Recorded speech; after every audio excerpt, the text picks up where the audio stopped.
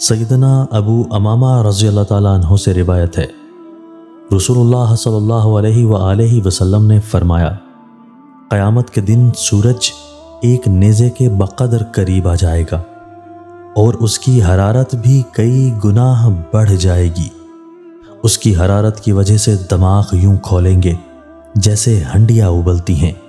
لوگ اپنے اپنے گناہوں کے حساب سے پسینے میں شرابور ہوں گے۔ بعض لوگوں کا پسینہ ٹخنوں تک، بعض کا پنڈلیوں تک، بعض کا کمر تک اور بعض کا منہ تک پہنچ جائے گا۔ سیدنا ابو سعید خدری رضی اللہ تعالیٰ عنہ سے روایت ہے، نبی کریم صلی اللہ علیہ وآلہ وسلم نے فرمایا، اللہ تعالیٰ کی طرف سے ہر نبی کو ایک قبول شدہ دعا دی گئی ہے۔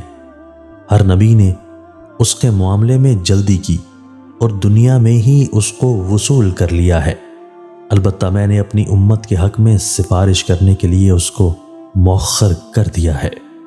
حضرت ابو ہریرہ رضی اللہ تعالیٰ عنہ بیان کرتے ہیں، رسول اللہ صلی اللہ علیہ وآلہ وسلم نے فرمایا، بے شک میری امت کے لوگوں کو قیامت کے دن بلایا جائے گا تو وضو کے نشانات کی وجہ سے ان کے ہاتھ پاؤں اور پیشانی چمکتی ہوگی، پس تم میں سے جو شخص اپنی چمک کو بڑھانا چاہے تو وہ بڑھا لے۔